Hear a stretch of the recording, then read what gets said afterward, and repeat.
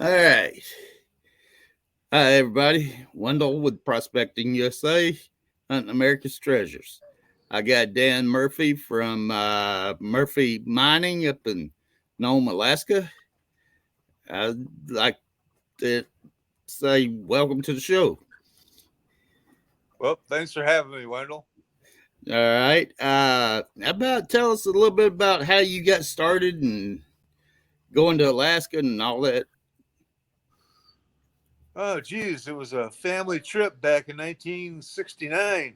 We drove up the Alaskan Highway in a uh, Chevy pickup and had a pickup camper on the back, and it was a family trip. Drove up the Alaska Highway was dirt road back then. Made it all the way through the Yukon to Alaska, Fairbanks, and flew over the Arctic Circle and back.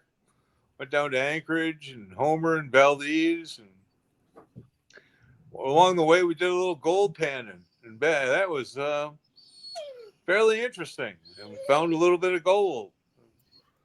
I guess I got hooked. 13 years old, so I That's got into about rock right. collecting. That's about the age I was when I first stopped in Dahlonega, Georgia, and did my gold panning. Yeah, a few years back. Yeah, quite a few. So after that, what'd you do? Move up there or just No, I'd done some mining in the lower 48 and wanted to get into ocean dredging.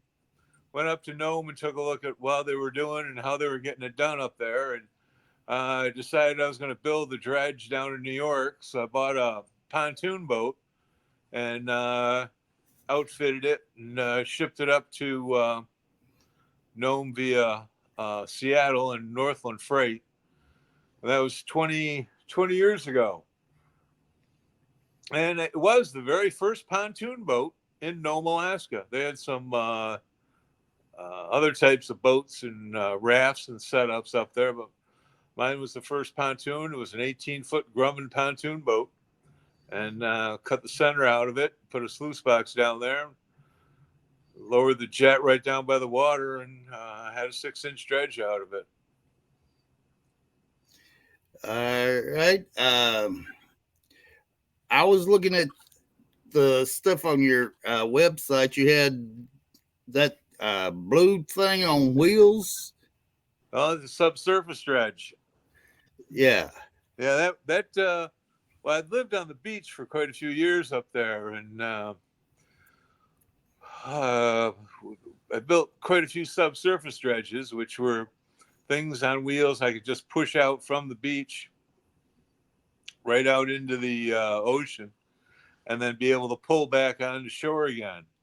And to get as much suction power as possible, we went with the subsurface dredge, which gives you about 3 times the suction power as a standard dredge when you got the jets on up by the top of the water surface.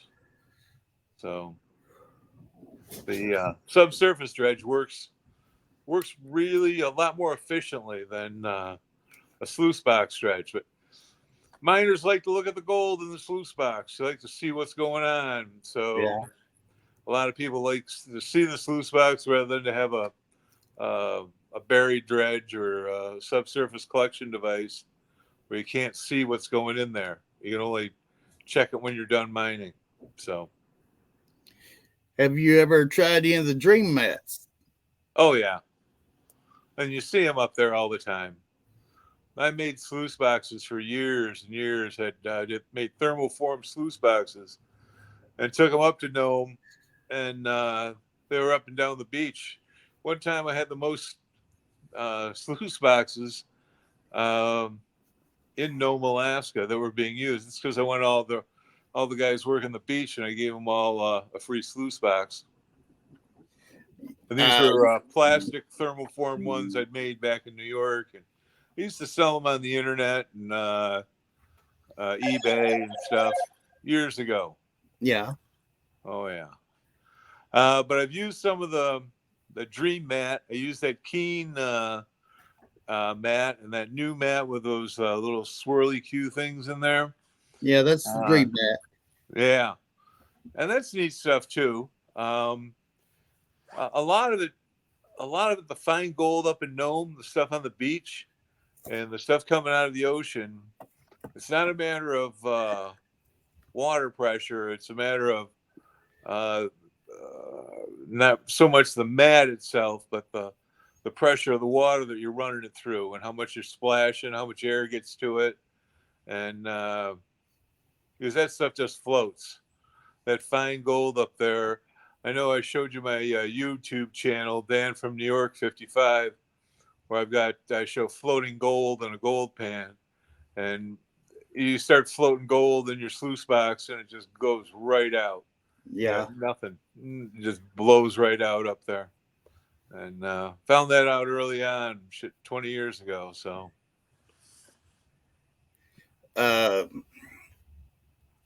So how many different machines you have for getting the gold? Well, right now I'm out of machines. I've had 6-inch dredges, 8-inch dredges. I had 6-inch dredges for about 2 years, and then I went with an 8-inch dredge, 8-inch nozzle, 8-inch hose, 8-inch jet, and I was making my own laminar flow jets rather than turbulent jets. Laminar flow jet moves the water smoothly through the tube, which is important with the Nome gold because it's so fine and it floats. You blast it with turbulent water. It spins it around inside the jet, inside the diffuser, and gets it floating even before it hits the sluice box. And then it just blows out of the sluice box. So you can't win with some of the turbulent jets. And you see people using them and you wonder how they work for them and they didn't work for you or something like that. Yeah, that's right. Yeah, they don't work in Nome, and that's why hundreds of people over the last 10 years have gone up to Nome using jets that don't work and wondered why they weren't catching any gold. And you get those TV miners telling them, "Oh, we were just in the wrong place." But hey, I don't know. There's other parts of the story. I seen you had an excavator that you was using at one time. Yeah, I made a pneumatic excavator. It was a 30-foot arm. I had a lease down on the coast. I was fortunate to buy that, win it at auction back in 2011. And I had an ocean lease right up on shore, and I had rented land from the mining company, built a cabin up on the hill. Excuse me. And took out a pneumatic, an air-powered excavator that went out. We had a 6-inch nozzle on it that had a rock knocker on it. Then you saw pictures of those where that was operated by an air ram too, where it would, if it got a clog on the nozzle, you'd hit a switch and the ram would push forward, would knock the rocks off the nozzle, allowing the suction to come in further up the nozzle, so there wasn't any suction on the nozzle anymore, and it worked real smoothly. That until one night some guy drove into it and destroyed it. But a lot of drunk people on the beach. Wasn't Sean, was it? What's that? Wasn't Sean Pomeranke, was it? Oh no. This was back when they had the surf crawlers operating down at the Tom Cod, and the surf crawlers were excavators on steroids with wash plants on the back of them that would go out in about 8 feet of water and dig holes and fall into them and sink. I don't think very many of them ever really, they're not using them anymore. One year, one guy went out, said he found 200 ounces. The next year, there were 2 or 3 of them. The year after that, there were 5 or 6, and then they just all stopped working. Or the people that were buying them found out they didn't work and didn't get any gold, or somebody got all the gold and there wasn't any gold left for them. But a lot of the surf crawlers just dug holes, their own holes, and then they drove into them and tipped over and had to get big machines to pull them out. That was years ago. Probably 9 years ago. I seen a picture of yours where you had some little setup on top of the ice with a hole that you drilled. Oh yeah, I've been going through the ice for years, way before they had the Under Ice TV show. I suggested it to them because going underneath the ice and diving, yeah, is way scarier and way nutsier than just diving in the ocean. You go under the ice, you can hear that ice for miles when it starts to creak, and it's moving all the time. So you hear it creaking, and it makes the weirdest sounds. Like I've heard whales underwater, and they're just like, they're making like sounds. But when you hear the ice creak, and it's like 6-8 feet thick, and it's above you, and it goes for miles, you just wonder if that hole you came down is going to close instantly. But you don't hear any of that on the TV show because they got people talking all the time, so you never get to hear the ice creaking. Yeah, Gives you kind of a weird feeling down there. But yeah, I'd set up under the ice. I dug holes every 20 feet. I dropped a suction hose down, pulled up samples. But usually the best way to do it is you sample in the summertime. You GPS the locations where the best gold is. And you go back in the wintertime and dig a hole and do production mining right there because you got a setup right above it. But I've never used a sluice box to bring water and material up and dump it on the ice because it just puts too much weight and too much water on top of the ice. You'd sink your operation. But that's what they're doing on TV, so I guess that's all for humor. No, I use the subsurface dredge for under the ice. I'd used it for 14 years now, and drop the whole thing down. You don't bring any material up onto the ice. Everything is sorted out underwater. It's all, and you catch your gold that way. But well, what's the most amount you've got in 1 year? What's that? What's the most amount you've got in 1 year? At least. Well, back when it was, I've been looking at it, going for it since it was $35 an ounce. Yeah. And my first machine was set up so that it could operate go with about 2 gallons of gasoline an hour. And we were getting about a 1/4 ounce an hour. And then after that, I got a little bit better. We got up to a 1/2 ounce an hour our second year. And after that, it was third and fourth years, got up to the 8-inch dredge, could move a lot more material, and got a lot more efficient at collecting gold. So I guess the best year, we caught probably over 200 ounces. That's good. Oh, yeah. I wish it was now, and it's over $2,000 an ounce now. That would be quite a bit of money. I think it was around $300, $400 an ounce back then. And of course, in Nome, gas was $5 a gallon, and milk $8 a gallon. So food's pretty expensive. Yeah. Just shipping a truck up there was, $6,000-8,000. Now it's close to $20,000 to ship anything up there. So it's getting more and more expensive. As time goes, the price of gold's going up, but everything else is going up too. Yeah. Too bad you couldn't get some of them pans like Parker and Sean and all them got with hundreds of ounces. Yeah. Well, no, the more you brag about gold you get, the more taxes you got to pay on it. And the more gold you show to anybody, or you show them where you got it from, the quicker you're going to have somebody jump your spot out there. So that's one thing none of the TV miners have to worry about is anybody jumping their spot, because nobody ever finds any gold. They have more divers quit on them than well, their equipment just doesn't work. If you look at the nozzles, they use nozzle rings, vent rings on the nozzle.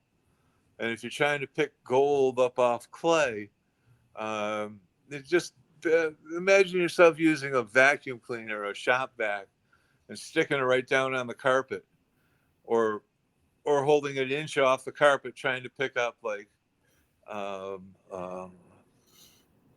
screw or a thumbtack or something. You just can't get it. You got to be right down on top of the carpet in order to vacuum something up.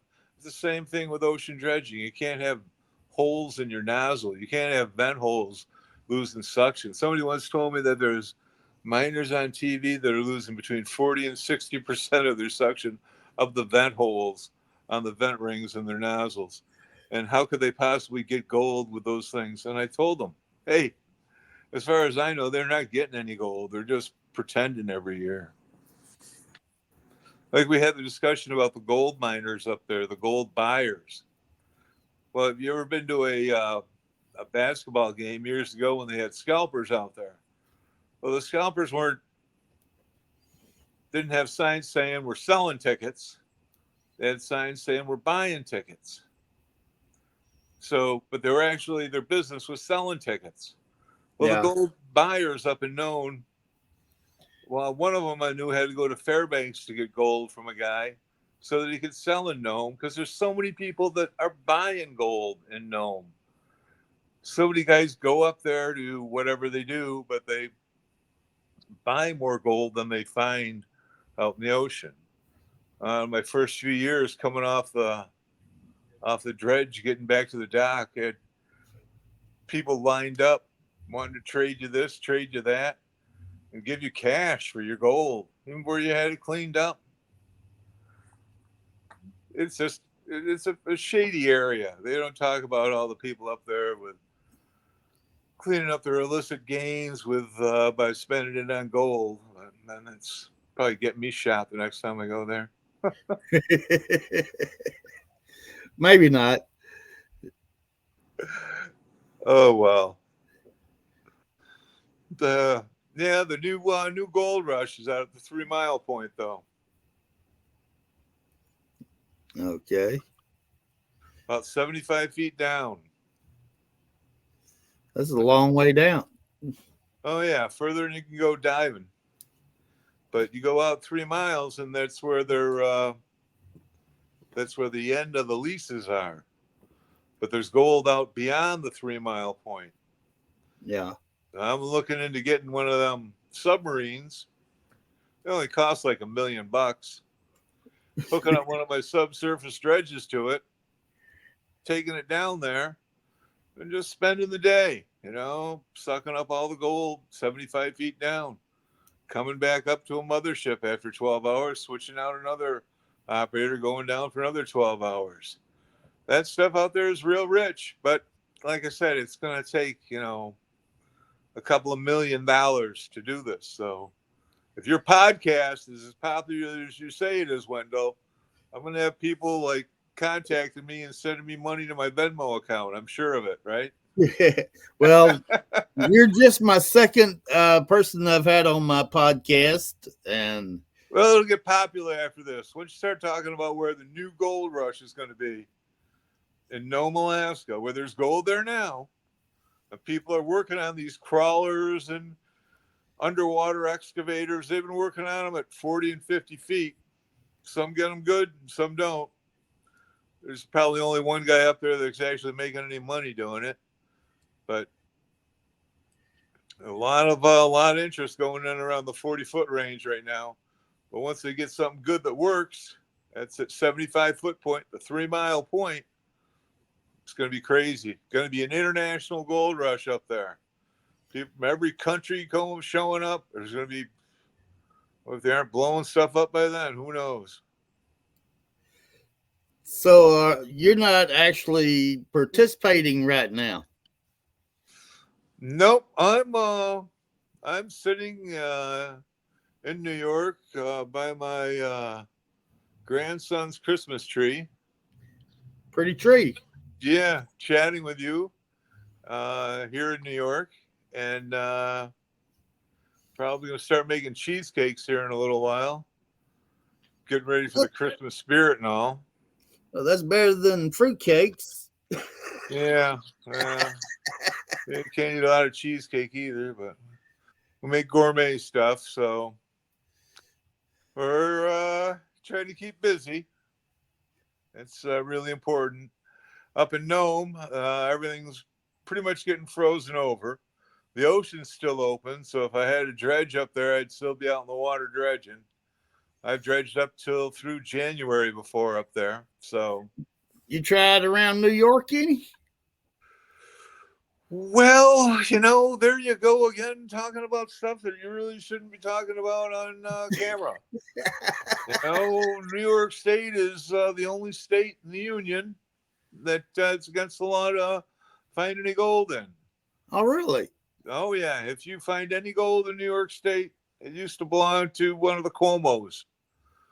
One of the old governors, Mario or his son Andy, or one of them.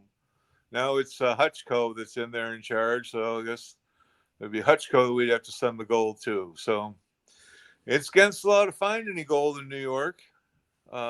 If you do, it's catch and release. You got to throw it back. And I know all good gold miners that find gold in New York are just picking it up and throwing it back. Well, actually, they got laws in New York about disturbing rocks and streams. Yeah. So if you go and kick over a rock in a stream, you could get a ticket. They're really tough up here. So if you're gold mining in New York, you got to be really, really well discreet about it. You know what I'm saying? Yeah. Yeah. So it's best not to go out there and get in trouble then. Well, yeah, I built 4 dredges in New York State and shipped them up to Alaska. But you got to test them out somewhere, and you got to make sure they work. So New York's about the only place you can test them out. They look like everybody else's pontoon boat with a motor on the deck. Yeah. But, yeah. There's gold in New York. It just belongs to the state. It's against the law to mine anything by it. Well, one TV company talked to me about doing a show about gold mining in New York State, and that's why it'd have to be like a pirate gold mining show, because the people that would be mining gold would just be getting in trouble. It'd be like moonshining. It's against the law to do. Yeah. Yeah. Well, that's like in Florida down there. There's no the only place you can metal detect is on the beach, not in the dunes and not in the water. Huh. And California, you can't use any kind of mechanical device for dredging. It's all pan and shovel. Yeah. Well, that's California for you, Yeah. That's why I like going to Alaska. It's kind of open. We used to camp right on the beach until they changed some laws around. Yeah. We built a pallet palace on the beach. It had, 6 rooms. It's about 120 feet long. And when I wasn't living there, I had friends up there that stayed in my camp and some assistance guys. And, they kept an eye on it for me. Ever since they left, I passed away. I've had my camp broken into, all my stuff stolen, camp burned down. Oh boy. So looking to move into town next time we go up there. And like I said, the submarine's the way to go. Well, good luck on that. And you want to plug your YouTube channel again? Dan from New York, 55. DANFROMNY 55. Yeah. All right. I haven't put much up there recently, except my grandkids, but got a lot of old pictures, a lot of old diving. used to dive without hot water years ago. We'd put on 2 pair of rubber gloves, go down for 3 or 4 hours, come up, warm up, go back down again. Now, since we got on-demand hot water heaters, things got much easier, much better. I can't understand how those people talk while they're diving all the time. There's too much to do. Air is too important to just breathing. We don't have time talking to people. Yeah. They tried the mask with me one time, and I got tired of talking to them. Anyway, that's gold mining for you. I got 1,000 stories. I'm talking about Harold Chancel, the miner that died up there back in 2006. I was diving with a partner, and the EMT that went out and rescued him found him with a 50-pound weight belt around his waist and a 50-pound weight belt around his neck. But of course, that wasn't suspicious to the harbor master or the chief of police. So the murderer got away with murder that day. Yeah. Yeah. And I would definitely say the 50-pound belt around your neck is a dead giveaway to something not being right. Oh yeah. Well, the boat came in. The partner said, "Well, he'd been dredging for a half hour, and everything was working real good. Like he was dredging for a half hour, there'd be material in the box, and there was no material in the box. It was bone dry and empty." So the guy was a liar, and we saw this. The 2 guys I was up there with both noticed that there was nothing in the box, and the guy actually just went out and murdered a guy. And we went to the police, and turns out the 2 guys I had up there, they were both wanted for murder in New York. What do you know, huh? So no police really weren't listening to me that day because they thought, well, hey, we got 2 guys wanted for murder in New York, and now he's claiming that somebody else murdered this guy, and holy cow. But anyway, Harold, Zeke Chancel, was a good guy. And the last thing he said was, he asked me the day he went out on the boat with his partner who killed him was if I'd watch his back. I tell him I would, but can't watch his back when he's out in the ocean. He just didn't come back. Yeah. Yeah. So there's a lot of bad people up in Nome. And, people that just, I don't know. There's a lot of good people up in Nome too, but there's definitely a haven for really bad folk. Yeah. They say there's something like 5,000 people a year disappear up there in Alaska. Probably in Alaska. Well, they used to have them disappearing all the time. I lived on West Beach. In West Beach, they had more people die and get murdered than any other community. There were 5 people living there year round, or 3 people living there year round.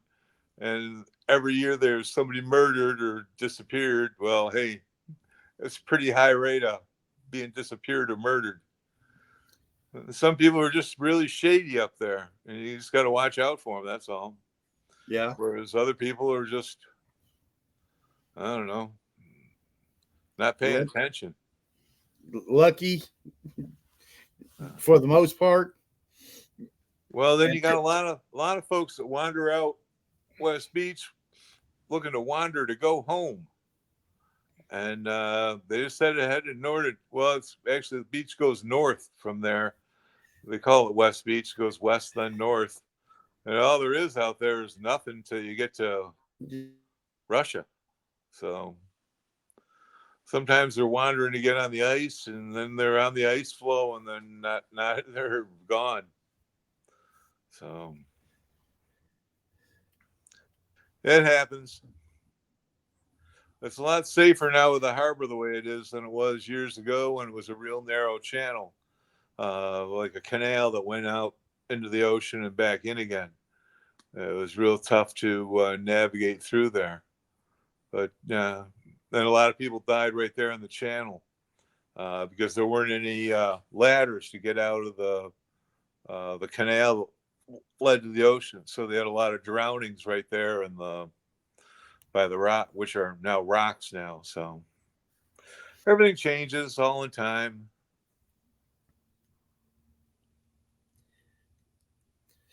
Well, I'm going to let you go and get this thing posted up and see how it goes. Yeah, good luck with that, Wendell. And let me know if you want to talk again or if you want to talk about Yetis next time. All right. All Well, right, man. You got any stories on them? Oh, come on. I've lived outside for 20 years. Of course I got Yeti stories. All right, man. Talk to you later. All right. Have a good one. We'll have all right. I got that thing cut off on the recording now, so it's going to take a few minutes. Oh,